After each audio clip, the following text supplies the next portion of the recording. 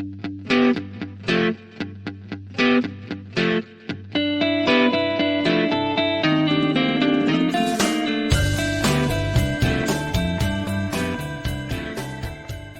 right, welcome back to another fun-filled episode of the Unknown Secrets of Internet Marketing. I'm your host, Matt Bertram. Today, we're going to be talking about customer journey 2.0. What does that mean? Where are things going? I've started to actually write a number of opinion pieces on our blog, ewrdigital.com. It's called the Digital Disruptor. I'm going to probably roll it out to different social media. I'm kind of playing around with it. I have a lot of opinions. I've stopped writing as much on Forbes, Entrepreneur, Search Engine Journal. They're pretty censored as far as what you can put out. Also, a lot of the stuff that's out there, they actually cut it down. So I put a lot more information, and they just want to bring it down to the bare basics. I see a lot of, SEO blogs out there. Even people have been asking me a lot about SEO local, and I do need to do a podcast about that. There's a lot of things, the basics that are out there that everybody's parroting, but no one's really talking about what are the things that you really need to do to rank, how to do that, those specific things. So we've been starting to go through some of those sort of things in training, SEO training, I guess, SEO consulting.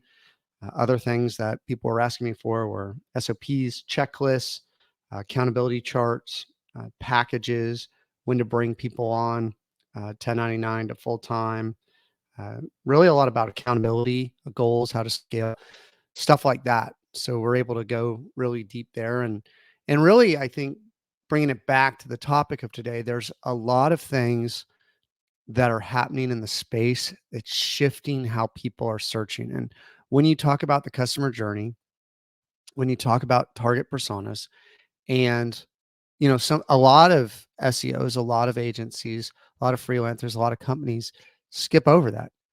You really, really need to go back to who are you trying to reach? Where are they, right? Fish where the fish are, that sort of thing. It becomes really clear when you niche down and you say, okay, these are the people we're going to target for this. But you got to remember there's a different customer journey for each of those people. And you're trying to get inside their head, the conversation that's going on, and then trying to, come side by side with them, share them some information. And sales, I guess, is professionally helping people buy. That's what I've always been taught. So if you're selling something, you're really helping them select whatever it is that they're looking for, they need. And if you have the right solution for it, you should unapologetically try to convince them that this is what you need, right? To take that next step. That's at least my approach to sales. All right. So I have done this podcast. Usually we don't do more than one take, but I ramble sometimes and I apologize. And so I did a podcast earlier this week and there was some great stuff in there, and maybe I'll get the editing team to chop it up and push it out. But I tried to listen to it and I was like, hard to follow sometimes. So I actually made a list today to go through and knock some things out. So this podcast may be long, it may be short, but hopefully it'll be formatted and structured. All right. So customer journey 2.0, let's jump into it.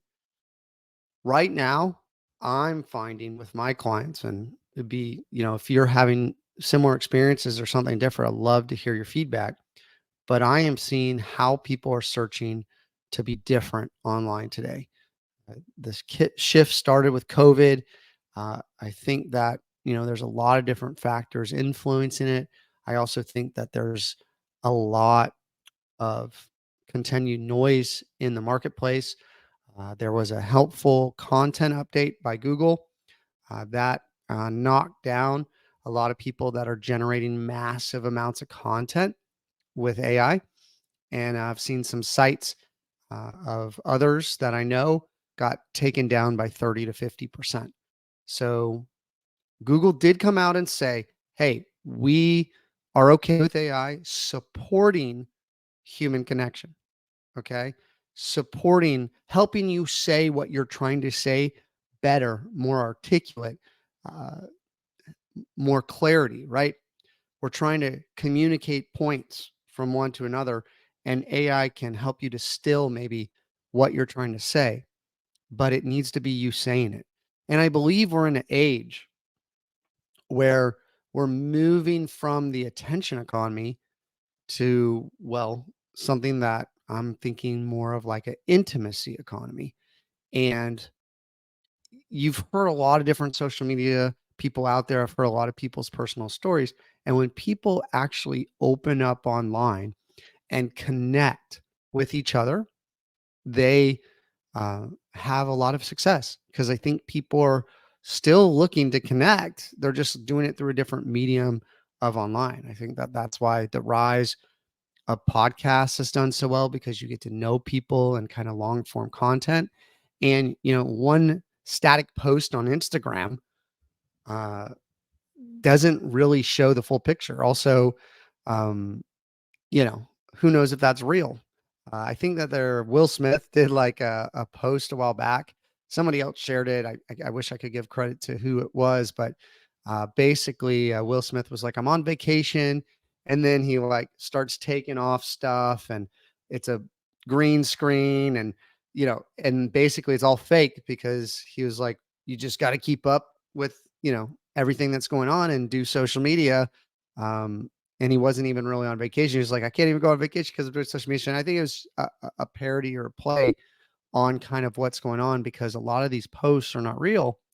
And now even there's AI influencers out there, and kids are seeing a lot of this stuff, and it's not real, and it's not real life. And if that's what you're trying to make your life, where there's no downtime, right? Like my kids watch um, trip to Disney or trip to Legoland or whatever. There's no downtime. That's not real life, right? See, I'm going off on a tangent, so I'll bring it back. But here's the deal. People are searching differently online, and you have to open up and you have to connect with people. And the economy in certain areas and a lot of areas is certainly a lot weaker. I am seeing for some clients that are offering, well, like money, subprime stuff, they're getting, 20 leads a day. And then I've seen other clients that are offering traditional mortgages, it's crickets, right? And so uh, consumer spending is slowing down. If you're selling products or services, whether it be online, um, whether they be in person, and you're trying to leverage online, you're going to have to present yourself, your unique selling proposition, different than what everybody else's has. I've looked at a couple websites, and a lot of my feedback in our consulting sessions is, how are you differentiating yourself between everybody else that's out there? How are how is your digital showroom reflective of your in-person showroom? And you can certainly connect with more people. You can widen your service area, um, people knowing about your brand.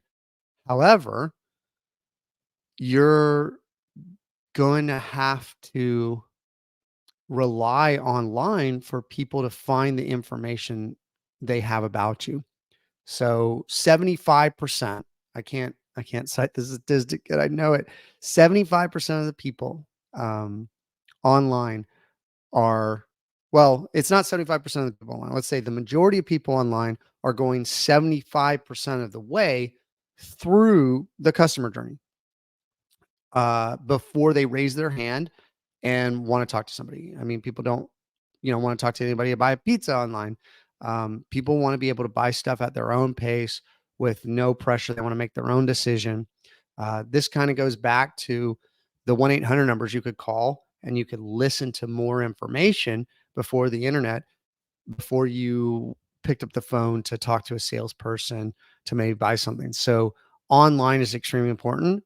I'm finding out also too, a lot of clients have not looked at their website in years and years and years. And they're like, where does this information come from? And it's like, that is what has been on your website. And so we've been going through helping clients refresh their portfolios, update their testimonials. I mean, hey, Google has started to, and I think some of these other platforms are going to follow along, just kind of like the blue check mark, is start to pull some of the reviews, and they are looking at current relevant reviews um, that people have left to help people make a buying decision. If someone left you a review 20 years ago or 10 years ago or even 5 years ago or a year ago, your product or service might be different in some way, or uh, they're trying to provide the most accurate information to help someone make a purchasing decision online. And that also should be your goal of what you're trying to do. Going back to this helpful content update, all this AI generated content, I mean, it's raising the bar for sure. Um, but like some of the information, a good example of this that I was hearing about was like travel blogs. For example, people talking about all kinds of unnecessary stuff. I think Google's looking at what are the key factors that help people make a decision, and they're looking at those metrics, and they're disregarding everything else. And I think if you're generating too much of non-helpful stuff in their eyes, it could hurt you. Maybe they just disregard it, but it could hurt you at a certain standard deviation over. So, it's sifting through, it's looking for certain key factors in the content. Certainly with semantic SEO, people are looking at the positive and negativity, and they're kind of rating what's the overall sentiment of what you're putting out there. Really interesting stuff. So, okay, personalization, right? The customer journey 2.0, opening up, connecting with people. And certainly you can do that at scale with automation. We'll even get into AI. But I think the crux of my goal with this podcast, as well as a lot of the opinion pieces, I'm looking at it right here on another screen. So I apologize. People say my sound. It's when I turn my head. I have a directional mic, so got to be careful to stay in front of that mic here. Is the digital disruptor? I'm talking a lot about human connection and AI. Um, Now, I think that SEO is that stepping stone, and that's what I really want to talk about today. Is how to connect with the search engines is by connecting with people and opening up. And some people can do that through video or audio, maybe like this podcast. So others can do it through writing. I know people personally that can communicate way better through text message than they can in person because they can think about what they're going to say and put it out there. And certainly, Google's a lot more robust in text than they are in anything else right now. And I think that blogs are a really great way to get involved in the national conversation or your sector or what you're doing. I think Facebook or LinkedIn groups or chat um, forums are really a great way to connect with people, not a marketing ploy to spam. Okay. But a great way to actually interact and connect with people. Blogs are maybe one step removed, that you're not responding to someone specifically, but you're putting a topic out there. And really, that first page of Google, maybe first two pages of Google, uh, Google looks for diversity in what people are sharing. It talks about whatever that topic is, and if you're adding something new to the topic, you're going to rank. And so I really think that SEO is very tailored and very customized, and it's moving more and more in that direction because there's nothing that you can do at scale that's personal, like connection, unless you're creating, well, very, very unique content. If you're just doing SEO, quote unquote, you're not connecting with people. Um, AI can connect with people, right? Um, Chatbots are indistinguishable from humans with the Turing test, and I've seen different things about influencers online that pay people to talk to them have built their own chatbots, and you can't tell that they're not a human, and people are paying to talk to these people, right? So I think that that's where it's going. I think people are extremely lonely. I was at a dinner last night that Tim Tebow was speaking at. and it was amazing. He started off his talk about, well, some of the statistics from Harvard and Yale, and how, you know, everybody's pushed to do so well that a lot of these people are pretty depressed and sad. I don't have the exact statistics in front of me, but loneliness is a big issue. I think in other areas of the world outside the U.S., that's an issue. I think it's an issue here, and so people are, well, hungry, and I think COVID's made it worse, with a desire to connect with people and to engage with people. And I think taking that away of the in person left the online, and not a lot of people are as well versed, especially, well, maybe, I'm not going to particular put any different graphic on it, but there's a bell curve with technology and things continue to change. And if you're not staying up with it, it's hard to get left by. I mean, people are not using their phones in any range of capacity of what the ability that it can do is. I have to actually read a book on how to use the iPhone and find out all the stuff that it does, and I know I'm not maxing out my use there. But um, okay, so a lot of this is philosophical. Again, see, I tend to ramble on this subject in particular, and that's why I like writing blogs about it, because I can get my thoughts together. All right, so let me give you kind of the punchline here, or we talked about, I guess, a lot of potatoes. Let's talk about the meat. And let me try to deliver a really solid message for you as far as customer journey goes. All right.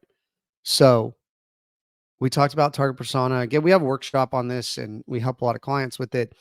Um, but you can do it on your own. We're in the information age. You can find everything online. You got to know where to search though, because a lot of stuff out there's not so great, as I said before. But all right, customer journey, what I'm seeing, what to do about it. People are going like attribution, right? What is causing the conversion? What is causing someone to take action and buy? People are a lot more sensitive. The economy is not doing well. People, it seems like, are really leaning on reviews. And again, that's where a big focus is. Testimonials, reviews, personal references, that's huge, right? Personal references and utilizing Facebook and also people are buried, right? People are buried with work and time and kids and everything else. Technology was supposed to, I think, relieve a lot of that, but I think the productivity level's just gone way, way up. And so everybody's as underwater as possible because you have the ability to get all this work done. And if you're not doing it, it's like credit cards running sort of thing. Um, and so you have to really think about what people want to find out about whatever it is, and what is that conversation, and what are the questions and decisions that they make in their head. There was two big graphs that I saw when I was at A&M, marketing program fellows, that really, at the beginning of the internet, was true. I think it's still true today. Um, I also think that there's probably a lot more of these models out there, but it showed how people buy cars or how people buy big screen TVs. And when they search for very broad terms, like, you know, best big screen TVs, right? And then there's maybe some hub pages and some comparisons, and then people pick a brand, maybe, right? Like, because there's reviews of a brand that are really good. And then they start looking at features, and then they start looking at model number, and then they start looking at price, and then they buy. Well, you need to create content at every step of the way, and you need to evaluate your funnel of where you have content and where you don't. And your goal is to try to put content that they can find at the top of the search engines and social media, on your site, everywhere else, that help people take that next step, and address that quote unquote leaky funnel, so that more people flow to the next stage of your customer journey all the way until they buy. And then also there's even client nurture that's super important once they buy, to maintain those customers and not have customer churn and upsells and referrals. I mean, there's a lot of value in this, but understanding, okay, who's that target persona and who's going to buy. And so, a lot of people are also jumping around from different platforms. People are going online to offline. I'm seeing mailers work really, really well. You know, People search differently. There's different type of people.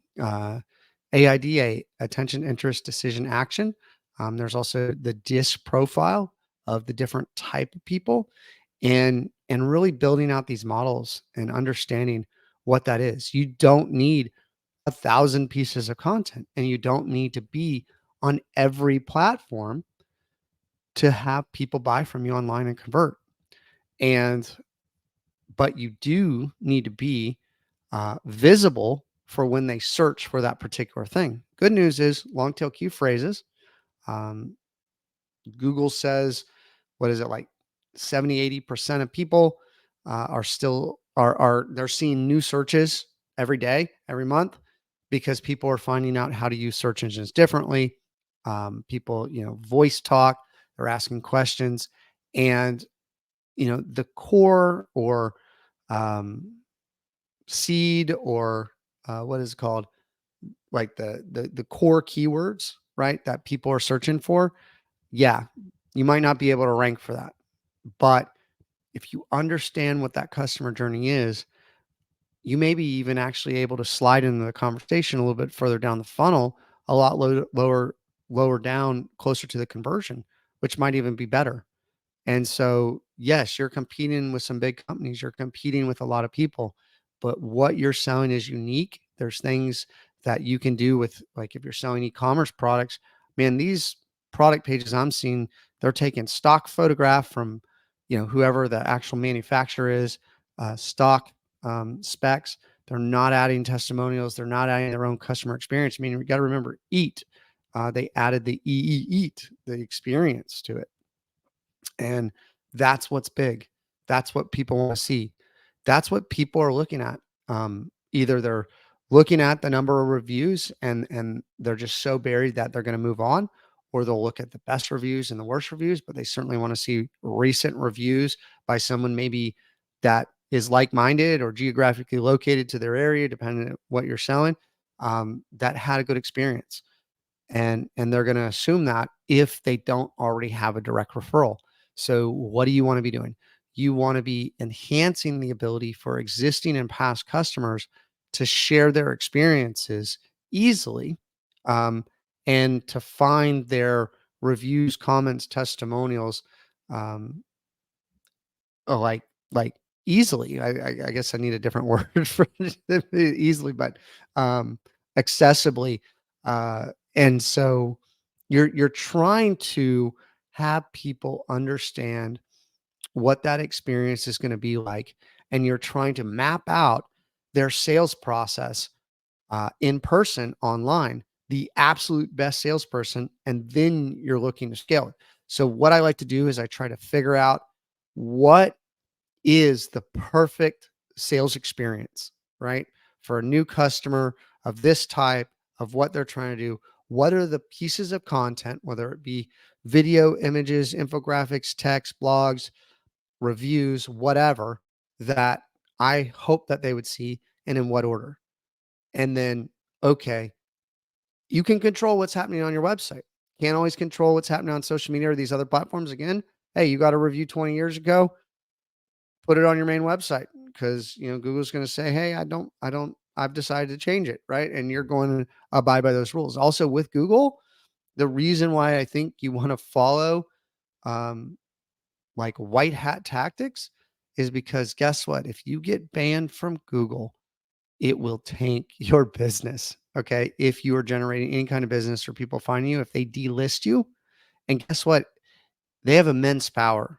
It's not a public utility, it's a private company. So if they decide that they deem you not to be on it, or I mean, like, it's their prerogative. Oh, that's a lot of these platforms. So you got to kind of understand that. And certainly that's a hot debate. And maybe I'll bring somebody on and talk about that. I have actually a number of people lined up that I want to bring on. I am going to start ramping up production of the podcast. I just want to make sure that I get back to the consistency of once a week so that everybody can rely on it. I am trying to push it out either Sunday night or Monday morning. This is Monday morning. I'm going to start wrapping up this podcast here and get it out to you.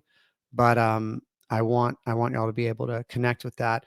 Uh, Quick reminder as we kind of transition is am starting to do some small business coaching as well as agency coaching where I can get into the specifics. You can ask specific questions on what's going on with this website. Have been able to pretty effectively in an hour um, untangle or at least address what the problems might be with some of these websites. It's just something that our team here is really capable of doing. It's something I've been doing for a long time. And we do have one-on-one coaching sessions or one-on-one consulting sessions on both bestseo.com as well as ewrdigital.com that you can purchase a paid consulting and we can get into it. I think it's a great way to start a relationship, to start a conversation, to get questions answered. You can always send them in as well. Um, and again, we're going to be rolling out some webinars and some group coaching, and that's really the focus for this quarter for us is to really enhance what we're doing in that area. That's what's on our roadmap. So stay tuned for more. Hopefully, you found this helpful. I had a couple articles I was going to get into, but again, we ran out of time. So I guess just stay tuned if you're interested for that, or you're welcome to go check out some of our blogs. Digital Disruptor, the digital disruptor. I guess I'll shorten it like Facebook, right? Just not the Facebook, but Facebook. Um, but yeah, so thank you so much for listening. If you're still there, please leave a review. Let me know your comments. Hopefully, I didn't ramble too much, and we'll see you next time. Uh, if you're looking to grow your business, your brand, your anything with, well, the most powerful tool on the planet, I would use the internet. I would use, well, Google and Bing. I would use the search engines and I would learn how to understand the algorithms of the social media channels because I believe it's one of the most powerful tools you could ever use. So stay tuned. Talk to you next time.